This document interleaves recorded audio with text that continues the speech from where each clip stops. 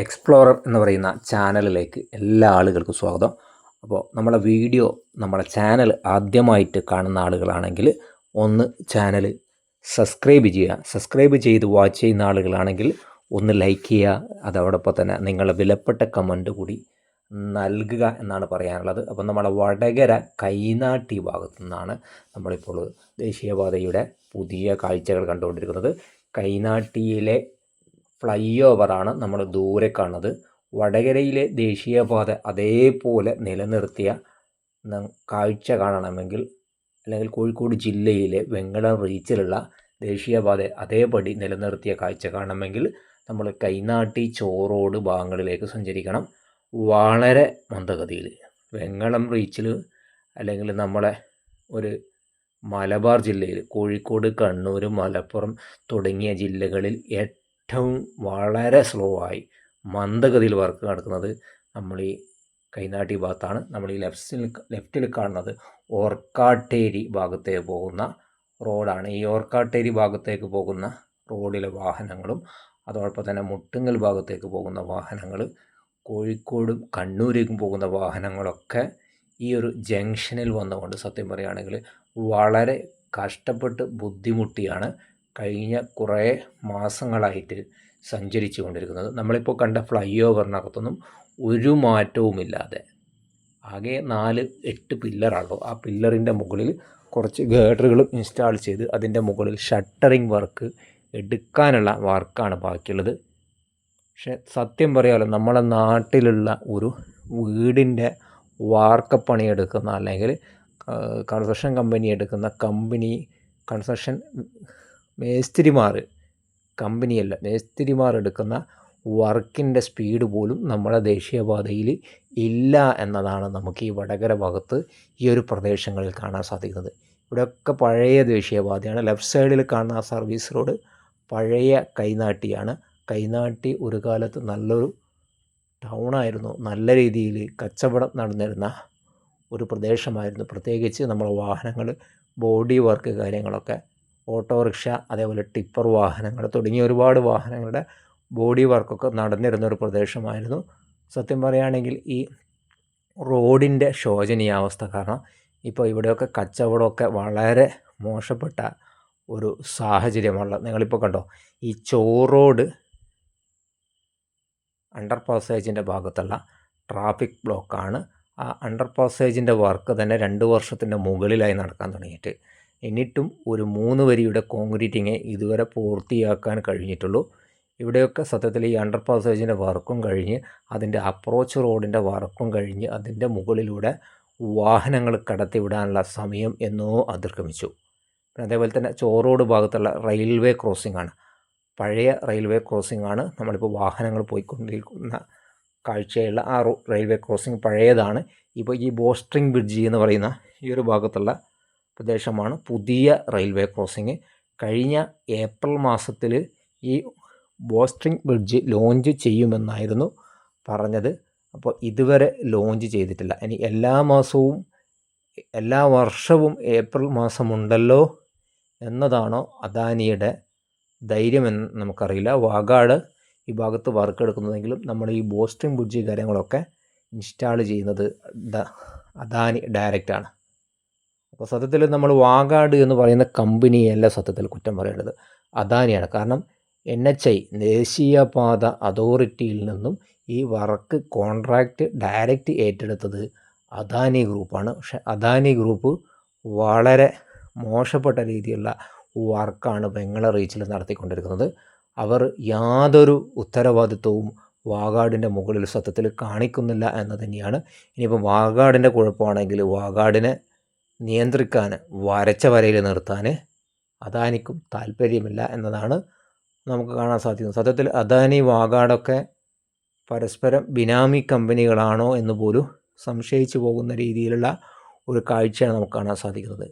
നമ്മളെ ചോറോഡ് ഗേറ്റ് ഈ ഭാഗത്താണ് ഈ ഒരു ബോസ്ട്രിംഗ് ബ്രിഡ്ജ് ഇൻസ്റ്റാൾ ചെയ്യാനുള്ളത്. കഴിഞ്ഞ ഏപ്രിൽ മാസത്തിൽ ഏതാണ്ടൊക്കെ ഇന്ത്യൻ റെയിൽവേയുടെയൊക്കെ പെർമിഷനൊക്കെ കിട്ടി എന്നൊക്കെയാണ് എൻജിനീയേഴ്സ് ഭാഗത്തുനിന്ന് നമുക്ക് അറിയാൻ കഴിഞ്ഞത്. എന്നാൽ ഇതുവരെ അതിൻ്റെ യാതൊരു പ്രവർത്തനവും നടന്നിട്ടില്ല. നമ്മളെ ചോറോഡ് ഭാഗത്തുള്ള അണ്ടർ പാസേജിൻ്റെ അടുത്തുള്ള ട്രാഫിക് ബ്ലോക്കാണത്. സത്യം പറയുകയാണെങ്കിൽ നമ്മൾ കുഞ്ഞിപ്പള്ളിയിൽ നിന്ന് കൊയിലാണ്ടി ഭാഗത്ത് എത്തിപ്പെടുക, അല്ലെങ്കിൽ ചെങ്ങോട്ടുകാവ് വെങ്ങളം വരെ എത്തിപ്പെടുക എന്ന് പറയുന്നത് വലിയൊരു ടാസ്ക്കാണ്. മണിക്കൂറുകളോളം സഞ്ചരിക്കേണ്ടി വരുന്നു.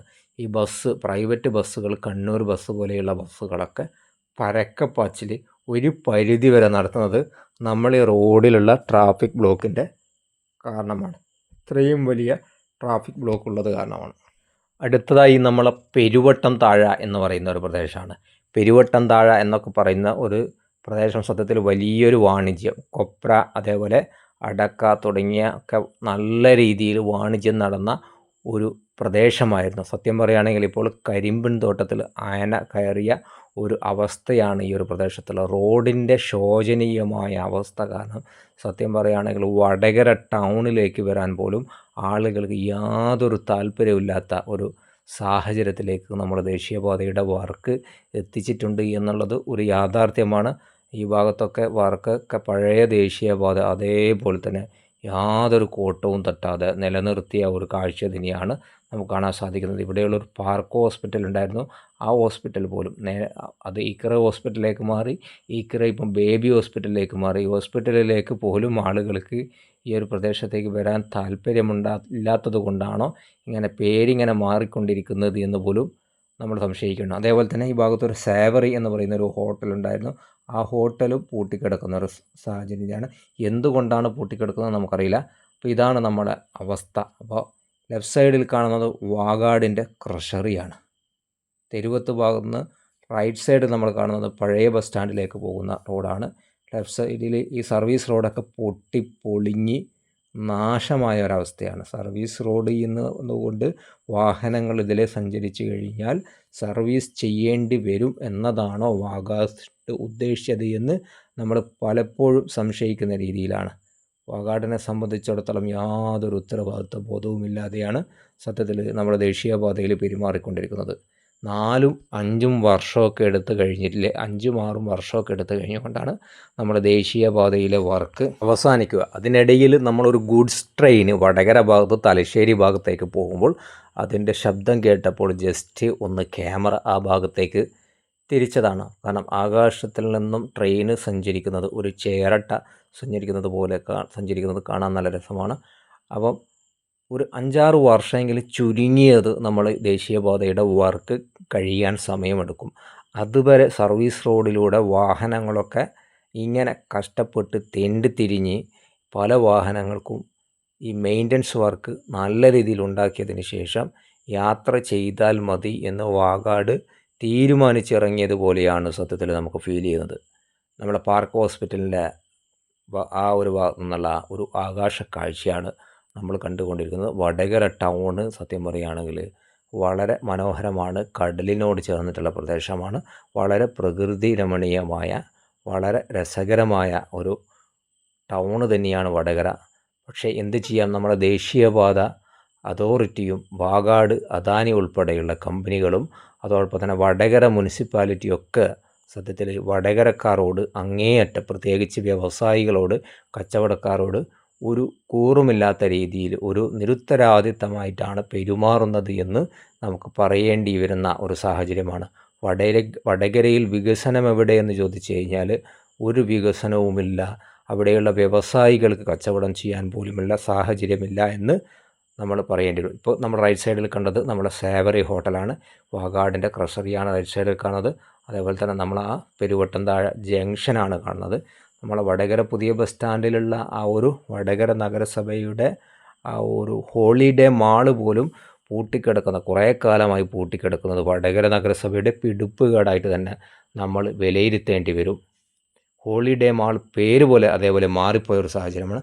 ഇതാണ് വടകരയുടെ നമ്മുടെ ഈ ഒരു കൊച്ചു വീഡിയോ ഇഷ്ടപ്പെട്ടാൽ ഒന്ന് ലൈക്ക് ചെയ്യാനും ഷെയർ ചെയ്യാനും അതോടൊപ്പം തന്നെ വടകരയെ ഒന്നുകൂടി പുനർജനിപ്പിക്കാൻ വേണ്ടി അധികാരികളുടെ ശ്രദ്ധയിലെത്തിക്കാൻ വേണ്ടി ഈ ഒരു വീഡിയോ പരമാവധി ഒന്ന് ഷെയർ ചെയ്യാനും നിങ്ങളെ ലൈക്ക് ചെയ്യുന്നതിനനുസരിച്ച് വീഡിയോ ഒന്ന് സ്പ്രെഡാവുമെന്ന് കൂടി ഈ ഒരു അവസരത്തിൽ ഓട്ടോമാറ്റിക്കായിട്ട് യൂട്യൂബ് അതിനെ റെക്കമെൻഡ് ചെയ്യുമെന്ന് കൂടി ഈ ഒരു അവസരത്തിൽ ഓർപ്പെടുത്തുകയാണ്. നിങ്ങളുടെ വിലപ്പെട്ട കമൻറ്റ്, നിങ്ങളുടെ വിലപ്പെട്ട ലൈക്ക് എല്ലാം നൽകിയാൽ സപ്പോർട്ട് ചെയ്യുക. അപ്പോൾ മറ്റൊരു വീഡിയോ ആയിട്ട് വരാം.